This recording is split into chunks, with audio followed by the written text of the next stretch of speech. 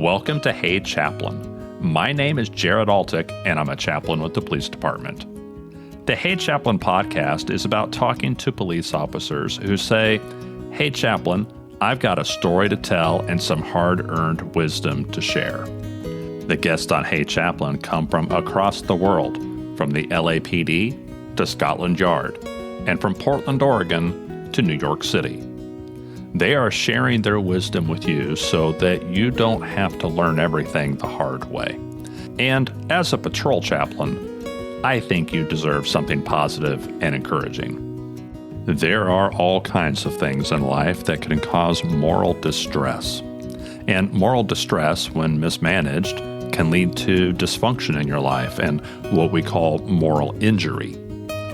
Today's guest is going to talk to us about moral injury. She is Dr. Jaimie Lusk, a Marine Corps veteran of Iraq and a psychologist from Portland, Oregon. She has expertise on moral injury and specifically 15 years experience treating veterans and first responders. Dr. Lusk talks to us today about moral distress and injury and what we can do about it, including how ritual impacts your recovery after taking a human life. Here's Dr. Jaimie Lusk. Dr. Lusk, how are you today? Great. Good to be here with you. I'm glad you're here and glad I'm going to be able to talk to you. And so can you tell me what you've been doing to help veterans here in recent years? Well, I am a veteran and served in the Marine Corps from 2001 to 2005. And in that time, I went to Iraq and frankly felt confused and distressed about my participation. So left that and became a bike messenger like you do. And I figured I could just do that for the rest of my life. But as you can imagine, delivering packages and eating chocolate chip cookies and burritos lacked the purpose that I also felt in the Marine Corps. So I found my way. Where were you a bike messenger? Where were you a bike Denver. messenger? Yeah, Denver. In Denver? Yes. Really? Mm-hmm. And I didn't know they had bike messengers in Denver. Well, they don't really anymore. I think of that as like a New York City thing. Yeah. When I was doing it, it had more need or purpose. We didn't have as much ability to do things online. So there's a lot of rushing documents from the courts to the lawyers and rushing blueprints from the job site to the architects and back. Nowadays, most of that happens electronically. So it is sort of a fake job now. But when I was doing it, it was somewhat a real job, but still lacked the purpose and, the honor, courage, and commitment I experienced in the Marine Corps. So I actually wandered into seminary and did get a degree, but didn't get a sense of what I was going to do with that. So then I kept going and found my way into a doctoral program for psychology. And that's really where I felt like a duck in water. I ended up wandering back into the VA with veterans and realizing that a lot of stuff I struggled with was similar to what the people at the VA were struggling with. So really early on, I was working with vets and joining this conversation of moral distress, moral injury, and PTSD. And I've been in that space mostly as a clinician, but doing some research on the side for the last 15 years. Okay, so I have to have you define the term. We're talking primarily about moral injury today, but I feel like every time I go to another seminar, take another class, I'm hearing a slightly different nuance of what they even mean by the term. Why is that, and what does it mean? Absolutely. Well, the term was first coined by Dr. Brett Litz in 2009. And I'm going to go with his original definition because we're still arguing about what it means, but he really started the conversation, so I respect that. And his definition is perpetrating, failing to prevent, or bearing witness to, or learning about acts that transgress deeply held moral beliefs or expectations. There's an event that's potentially morally injurious. We experience moral distress, which is healthy and natural. So that's all those moral emotions: fear, anger, horror, disgust, guilt, shame, that's good. That's a good thing. That's how these systems are supposed to work.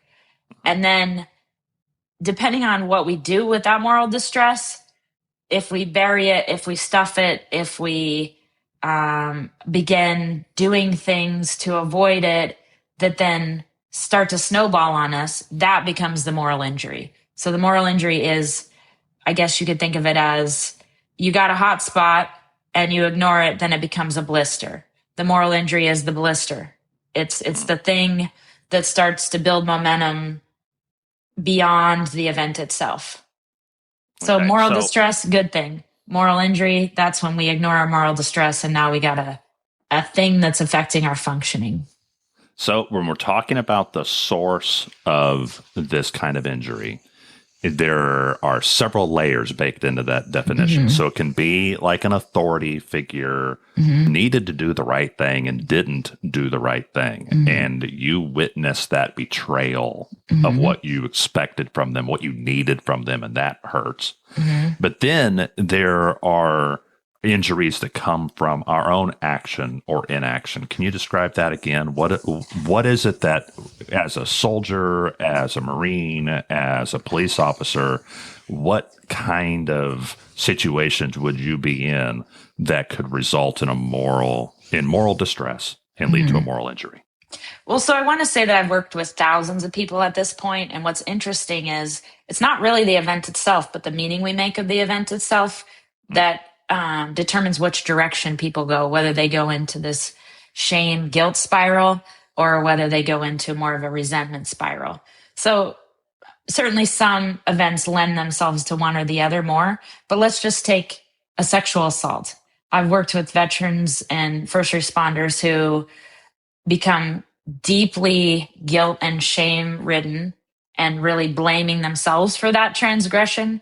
And then another person very resentful and really stuck in a sort of a helpless resentment spiral. So same event, people went different directions. So we could say we have these tendencies in our culture and just maybe the way our brains work to immediately need to make meaning of pain. A bad thing happened, it's my fault. A bad thing happened, it's their fault. We got to go somewhere with it. That's what our brain wants to do, and that's what we're sort of culturally loaded to do. Moral injury could be betrayal based, it could be transgression based, and it's not necessarily based on the event. That said, we've got transgression, you violated your values, you did something in a moment that violated your values, or betrayal. There's something you witnessed or something done to you that violated your values. So that's kind of an argument as well in the field. The two leading measures right now are the moral injury outcome scale, and that's from Litz and colleagues, the guy that's first coined the term. And that measure includes both transgression and betrayal. But then there's another school who's doing amazing work who basically have been studying trauma-informed guilt reduction.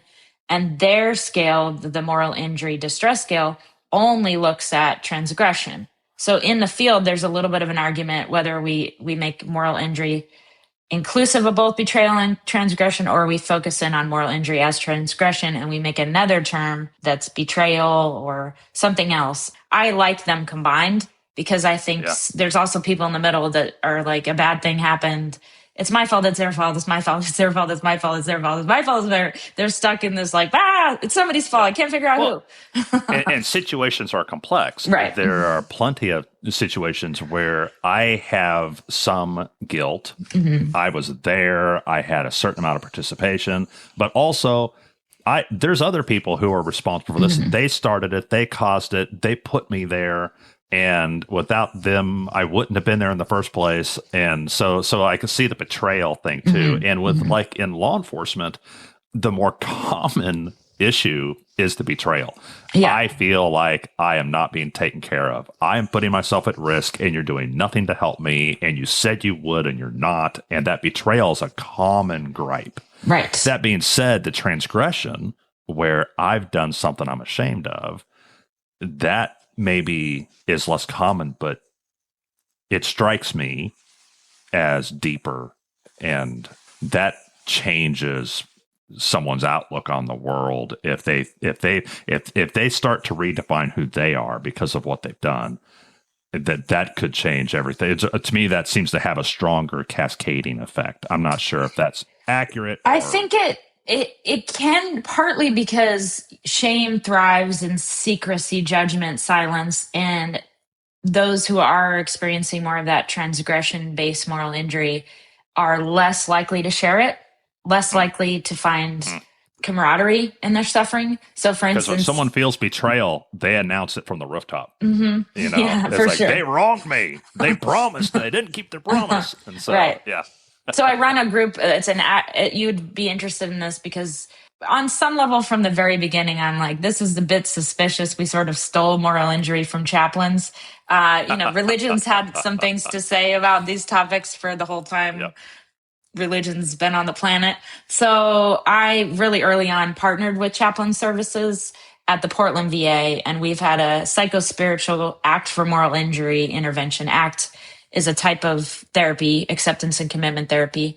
And so we ran an ACT for betrayal group and an ACT for transgression-based moral injury group. And to your point, we usually decide what group to do based on who's ready for the group. And we probably do 5 betrayal groups for every 1 transgression group. Yep. So more people are lining up to get together and face their betrayal together than transgression. And those transgression groups, like you said, there's a bit of a scary holy space there where in the very beginning, are these people going to open up and share and build camaraderie, or are they going to keep their stuff too close and this group isn't going to do the hard work needed? There's a little bit of a that's shame. Yeah. That's the whole conversation around shame. Absolutely. It's so difficult to bring that out into the light. So let me back up a step and ask about our response. Is there any way for us not to assign blame, whether we're pointing at ourselves or pointing at someone else? Isn't that the natural response? Is it wrong that we're responding that way? Well, absolutely not. If you've raised kids, you can't teach your kids there's no order to the universe. You can't just teach them, hey, if you work hard in school, who knows what will happen? If you do your chores, you may or may not get in trouble. And in fact, it really doesn't matter what you do in this household. That's not acceptable. We teach our kids that if you do good things will happen. If you do bad things will happen. So that is necessary as a developing human to have some sense of order, that my actions matter, that I can affect the outcomes in my life. And yet, as we grow, we know that also creates what's called the just world fallacy, that good things happen to good people, bad things happen to bad people. So when a horrible thing happens, our brain immediately is going to say, I must have done something wrong. And that's a good thing in a sense, because we need to keep learning from our experiences. In most cases, I need to evaluate and see if I did something wrong, because in many cases we did. Yeah. But that doesn't mean that if you get a report back from the doctor that says you have cancer, it doesn't mean you did something wrong that caused the cancer. It could be a random thing. Right. And so assuming that just world fallacy, assuming that well, something bad happened, I must be to blame or someone else must be to blame. Sometimes bad stuff happens to good people. Absolutely. And it also works out there in the world. So if you're raising children, you have to at some level believe you can keep them safe. So when this horrible thing happens to a kid on TV, your mind's immediately going to be like, well, that parent must have done something wrong. That wouldn't happen to my kid because blank. Well, we need that just to get through our day. If you are constantly as a parent thinking about all the things that could go wrong with your kid in any given moment, you probably wouldn't make it through the day. So on some level, our brain's saying, well, that won't happen to my kid because blank. That won't happen to my kid because blank.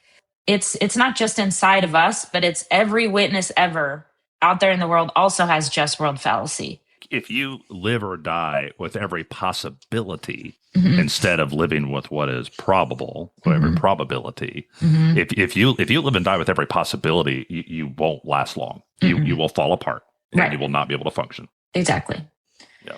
So we can't avoid a meaning-making bias that overestimates our control. We can't avoid that.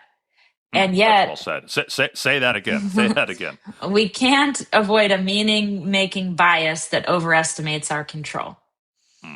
Okay. What do we do next? A lot of the beginning of moral injury work is going back to the event itself and looking at what really happened and how we can make sense of that. So I really love, for instance, I'm just going to highlight trauma-informed guilt reduction. It's one of the moral injury treatments that has the most evidence basis. And it's specifically for somebody who's in a transgression-based moral injury loop. And again, I said loop because it's not a diagnosis.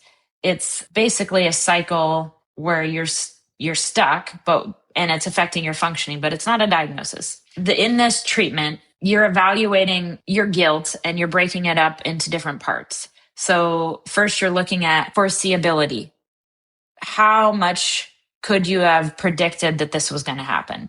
So you're asking yourself ultimately the question, if I knew for certain this would happen, would I have done something different? And almost always people are like, yes, of course, but I didn't, right? So they're looking at what they knew at the time. And then we're looking at justification. So a lot of times with law enforcement, there is no right answer. So they're saying, well, I should have done this. I should have done this. I should have done this. I should have done this. Well, was that available at the time? Truly. If it wasn't, we got to cross that out. And then if it was available at the time, what would have been the potential fallout there, right? So let's say it's an active shooter situation and a law enforcement officer is blamed for excessive use of force. So that option they chose, now they're in the hot seat for it. They did something that the public or their leadership has decided they went too far. Okay. Well, there's another option where they did less. What was going through their mind at the time? What would have happened potentially if they did less? What were the perceived consequences of using less force? So now we look at, okay, go back to that situation. What were the reasons you chose what you chose? And if you had it to do over again, would you choose the same way? Right? And a lot of times what will happen with law enforcement is they'll have choices that were never available at the time. Well, I just shouldn't have shown up on that call. Well, I shouldn't have become a law enforcement officer. But those aren't options at the time. So we got to cross those out. But our mind tries to undo the thing that's happened with all these sort of false scenarios. And then to your point, you said there are situations where I'm partially to blame. So that another part of this unpacking would be, well, let's look at all the people that were responsible. A big argument in law enforcement right now is, the military does 90% training and then 10% mission. But law enforcement is forced to do 90% mission with a very, very short amount, very insufficient amount of training. So in our percent responsibility, how is that factored in? That really you didn't have good training on how to use escalation of force and what are all the steps that could have gone into negotiation with this person. So again, that percent responsibility is a big part. And then we have to look at, did you actually violate a value? And if so, was there another value you were trying to honor? So a lot of times, let's say there's a scenario where you killed someone and that violated your value of human life. But then there was also a fellow officer in danger. So that was honoring your value of protecting a fellow officer or an innocent bystander. So again, did you violate a value? And if you did, was there a value you're trying to honor? And then at the very end of this, we've sorted out this non-adaptive guilt. There may be some adaptive guilt. Oh, you still did something you want to account for. Okay, great. So then we go into amends and repair and ceremony and ritual and agreeing for all time that you're going to do things different. That's a treatment I really love for transgression-based moral injury. I don't know if you have a percentage, but in your estimation, how many moral injuries revolve around a death of a human being? Well, that's interesting. There's another treatment that's not yet publicly accessible that's been researched out of the San Francisco VA. That's impact of killing. That's all it is, impact of killing. So we know specifically killing affects us in a unique way. And people talk about crossing that threshold, and it's unexpected that it would affect them the way they did because they were training perhaps to take a human life in a situation. I don't know about percentage, but it is a unique factor. So if you look at the impact of killing research, they've isolated in different studies, well, how much did killing a human itself impact this person? So I can't tell you exact percentages, but it has a unique impact and is talked about as a unique experience that needs to be honored in and of itself. A lot of veterans that I know, a lot of officers I know that have taken a life in the hours immediately after, which I interact with them during those hours and those days, they almost universally feel compelled to say how well they're doing. They're like, "Oh, I'm fine. I'm fine." Yeah. Hey, chap, I'm fine. Right. And so they want to say that they're okay. And what I usually encounter is a long period of time after I had an award ceremony or they're being celebrated for an event that included taking a human life. Then they'll express to me, "Man, I don't feel great about this." And, this is bothering me that, this is the third award ceremony I've gone to and I killed a person. And I don't know how I feel about that. I'm sure I had a question in here somewhere. Well, so I'm wondering just about, first of all, I would go down the rabbit hole of Dr. Shira Maguen, who's devoted her whole life to specifically researching the impact of killing. Very accomplished researcher who's done an amazing work in just this. But I even think about hunters who very much believe that eating their own food and going out into the wilderness to provide for their families is in line with their values. A lot of ethical hunters I know will still take time to honor the death of the animal and what that means for them and their family. So that piece that you might be asking about is, even if the killing was justified, even if the killing was in line with values, in line with mission, how does one move into honoring that death of that person and honoring that a human life with whatever is unique about humans was taken? Yeah. And so that's actually where I really partner with chaplains, because I'm an expert in looking at what the research says and specifically human behavior and human emotions. So I love partnering with chaplains who are experts in how we bring ritual and ceremony from traditions into recovery. So I got a truth criterion of science, and chaplains have the truth criterion of tradition. So how have humans traditionally done something with their bodies to honor transitions and honor loss? So I actually cheat and punt to chaplains on how we might use ritual and ceremony to honor loss. So what do you think in terms of what's worked to honor having had to kill someone? I think that it is important to treat it with reverence.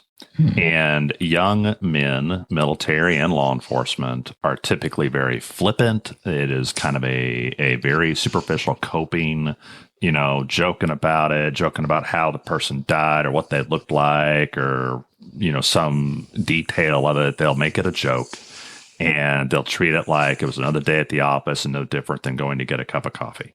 When someone's ready, I want to come back and treat this with reverence. And it's not probably appropriate as the officer involved in something, as I'm sure there's going to be a whole investigation and what have you.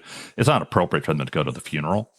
But man, if I had permission to go to the funeral home out of hours and be like, I'm going to take this officer and we're going to go pay our respects and I'll be with you and we're going to say a prayer and have some ritual. I would do that. I would do that if I could always arrange it.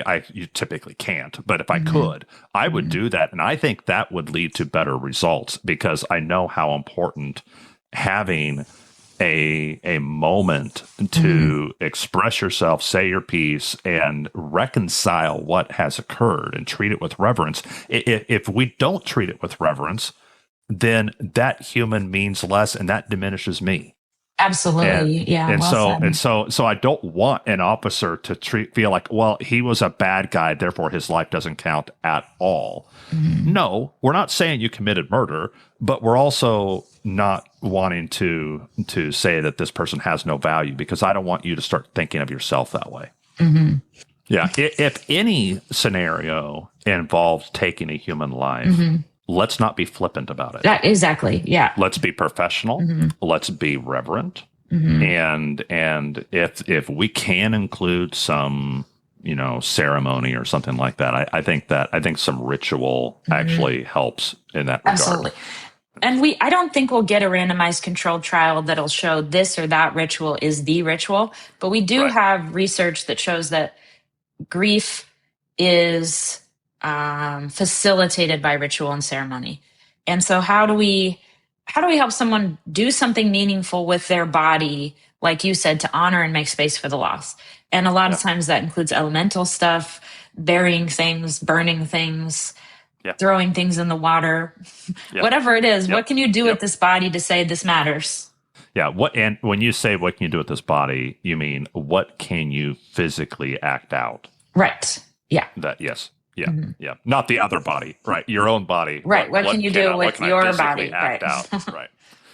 Can I tell you something that I feel shows up with? So I've had 2 law enforcement officers where they, quote, inexplicably started feeling all the grief of everything they've ever worked with. They came to me extremely distraught that they were crying a lot. And both of these were carrying decades where they witnessed harm to innocent. But they weren't actually thinking that was the problem. The problem was they started crying a lot. That's the problem. That was the morally injurious event to them, is that now they can't stop crying. So for cops, a lot of times it is this idea of not being able to contain emotions that brings them into therapy, and that they feel the most loss of control. I had a panic attack. I started weeping, whatever, and that's not who I am, or it's not who I want to be. Yeah, that's actually the most disturbing thing. Not these horrible, horrible instances that they've had. Never mind all the dead babies you've seen. Exactly. Right. Yeah. I can't believe I was crying in front of someone else. That's the moral injury or the thing that distresses me. Yes. Jaimie, thank you for being on the show today, and thank you for doing what you're doing to help veterans and first responders. No, it's been lovely. I really appreciate your warmth and the way that you think about things so nuanced, and just all the threads you hold as a lover of law enforcement and a person that is balancing our spiritual needs as humans with just the practical ways we make sense of pain. I appreciate your podcast and just the way you approach these issues. Well, thank you. I want to thank Dr. Lusk for being on the show. She came highly recommended from Matt Dumyansik, who has himself been on the show several times. Today's conversation with Dr. Lusk was actually quite a bit longer, and I have an entire section where she talked about forgiveness, and I'm going to use that as an excerpt in a future episode. But I did want to include what she said about some of the resources that she mentioned. Those resources are going to be in the show notes in the episode description. But here's Dr. Lusk talking about some of those now. Well, I would say if you want to do a deeper dive, I have a free Act for Moral Distress course on my website. So you could do that for free. I love the self-help book that is created by the researchers of trauma-informed guilt reduction. It's called Transform Your Guilt and Shame by Dr. Allard. So that's something, if somebody's struggling with guilt and shame and you really feel like it's affecting your functioning, definitely get that book, Transforming Your Guilt and Shame. That is an evidence-based moral injury treatment for you. The course on my website is more leaning towards betrayal-based moral injuries. So I recommend that if you're really stuck in betrayal, and there's some skills in there that might be helpful to loosen betrayal's grip on you. And then I would really look at, if impact of killing is really standing out to you, really look at Dr. Maguen's research. And again, Everett Worthington also has free do-it-yourself forgiveness manuals on his website. So if anything struck you here, dig in. And if you feel like you're not going to do it without help, find a therapist who will be a battle buddy, because if you are in a cycle of moral injury that is affecting your functioning, you got to figure a way out. And if you need help, find a battle buddy who's going to make you do the work. The views expressed here are the personal views of the host and our guest and do not necessarily represent the views of any law enforcement agency or its components. Dr. Jaimie Lusk is a great counselor, but she's not your counselor. The information presented in this episode, including any statements or opinions expressed by Dr. Lusk, is for informational purposes only and is not intended as a substitute for professional psychological advice, diagnosis, or treatment by a clinician who has actually met you. Always seek the advice of your qualified mental health care provider with any questions you have regarding your condition, and never disregard professional advice or delay in seeking it because of something that you heard on a podcast. Go see a professional. If you like this episode, please share it with a cop or someone who loves a cop. Thank you for listening to Hey Chaplain. And as always, let's pray for peace in our cities.